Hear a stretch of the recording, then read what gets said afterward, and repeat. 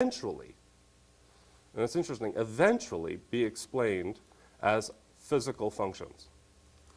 But so far, no one has ever been able to explain it as physical functions. It's just it's an axiom.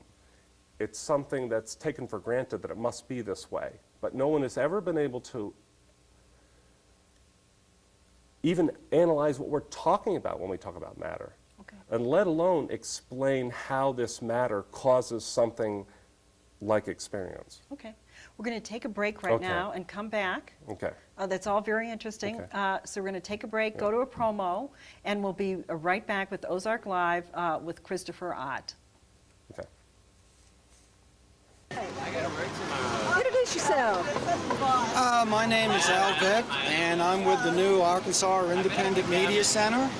Let me see one of those flyers. Show it. Actually, it's not so much a flyer as a sticker. You can put it on your refrigerator, put it on your windows, you can Sticker. put it on your bumper, just about anything you'd like to do with it, really. But most importantly, look us up. The URL is on the top there. We stand for independent journalism, and we're a worldwide network, and we are the local aspect of that for Arkansas.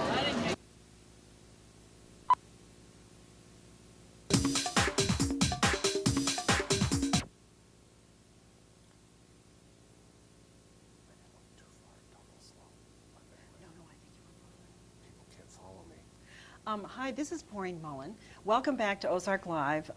My guest is Christopher Ott, and he's talking about his theory of the evolution of perception, which is a radical new idea, quite different than the philosophy that's sort of holding sway at this point in time of materialism.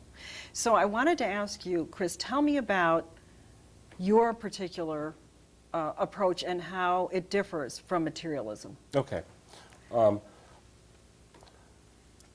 But let me first say why the other doesn't work. Okay? Great. Okay. Matter is supposed to be, if I was to tell you what matter is supposed to be, it's supposed to be the cause of your experience. Okay? So in order to explain my experience, I've postulated some kind of substance, some kind of stuff that's analogous to my experience. Do you know what I mean by analogous? Yes, I do. Okay. Absolutely. It's like something in my experience. Like I have an experience of like putty and plastic and cement. So I kind of imagine something analogous to that that's causing my experience of stuff like plastic. Okay? Well, the problem is if you invent something to explain your experience, instead of explaining your experience, you have now two things to explain. You still have your experience to explain, but now you have also matter to explain. So whereas you started out with just one thing to explain, you wound up with two. And so you've actually moved farther away from any explanation. And you were also getting, even if you accomplished this, you're getting more complex. You're getting more entities, okay? Now, string theory goes, in order to try to do this, adds to this dimensions, strings, harmonics, all kinds of things. Very, very complex, and it's becoming, the complexity is growing and growing and growing. And yet experience, the thing that we're bombarded with all the time, is still unexplained. Now, in my idea is to take something that for some reason hasn't been noticed in philosophy. In the 1800s, science began to notice that there's a new kind of theory. And that new kind of theory is called a process theory. A process is different than inventing something to explain something. Like long ago, we wondered, well, how did we get here? So we invented gods in Olympus, and they made us. So we invented something analogous to ourselves to explain ourselves. Well, now we don't do it that way. We have the theory of evolution, where we have things as they are. We look for processes that are going on, and we extrapolate that those processes created this world. You have that in other areas also. You have it in plate tectonics, and you have it in the expanding universe and the Big Bang Theory. The Big Bang Theory is a process theory. There's not another universe that created this universe. It's that this universe evolved from a simpler state. So, but this, for some reason, has not been adopted in philosophy.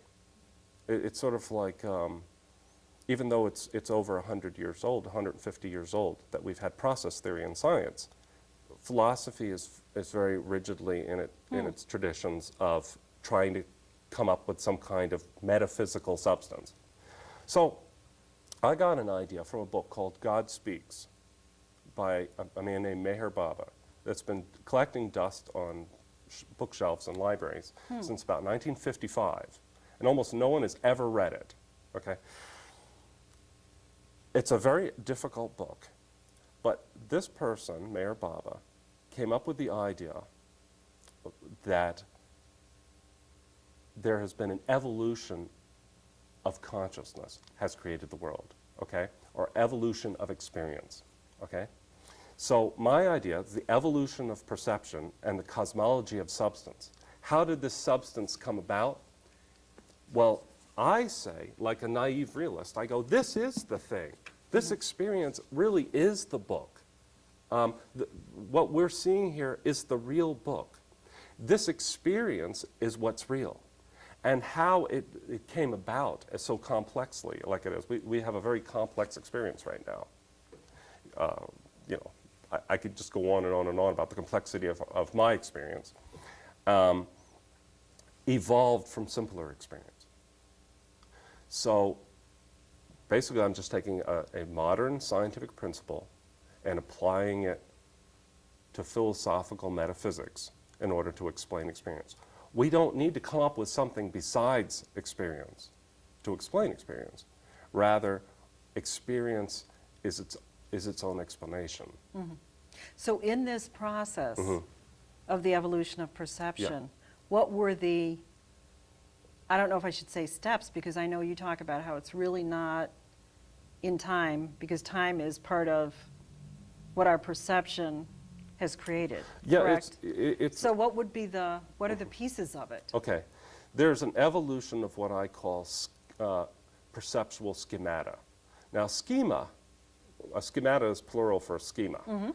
A schema is a way of organizing something, okay? And so a perceptual schema is something that I came up with. It is a way in which we organize experience. And these schemata evolved one after the other, and they sort of build like layers, and I use an analogy of lenses, okay? You have one lens, and you have another lens, and you have another lens. And those lenses start out very simple, and they begin to build up the complexity of our experience, finally winding up with us as individuals, okay? Having separate experience from one another. But even that emerges out of these lenses, okay? And basically my book is committed to trying to articulate the order in which those ways of seeing brought about various qualities in our experience. Now, the first was the schema of distinction, okay? And then I have the next schema is the schema of time, and then the schema of space. And once you have the schema of distinction, time, and space, you have mathematics is automatically entailed by those three things, because all mathematics is distinctions, okay? And so the world originally evolved mathematically, and that the natural laws, like the law of gravity, no one's ever actually found gravity, but they have noticed that this falls at a certain rate per second, where there's acceleration has a, peak acceleration and all this, and this can all be described mathematically. I say this is a law of perception. And the reason we can't find the gravity is because it's here, okay?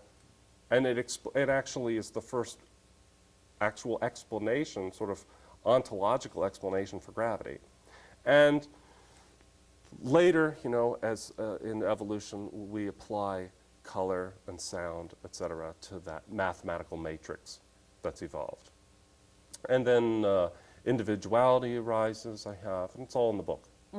And then language, culture, and the human psyche. And I know you gave, you told me about one example that you had given to your daughter about a sheet with holes in it. oh, okay. Okay. Can you talk about that? I thought that was Okay. really Well, I had a said good that- analogy and sort of quite Yeah. interesting. Yeah. This will be strike people as a diverging from what I'm talking about. What I was just, we talked about God. We were talking about God.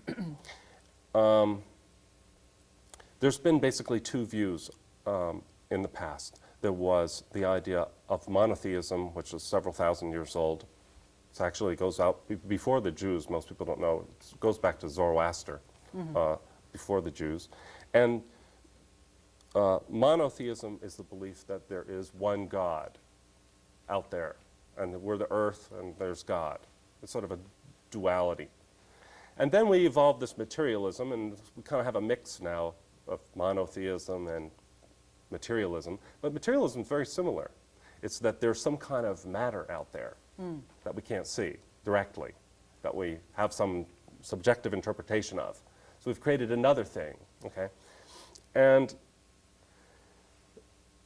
the new idea is that there's no other, it's all one. It's all one. And that instead of, the part of the definition of God is that God is a person. That's what monotheism is. Well, this idea is that God is the person. And so I gave the analogy of you take a piece of paper and you cut out a bunch of holes in it, and you hold it up and you look through all those holes.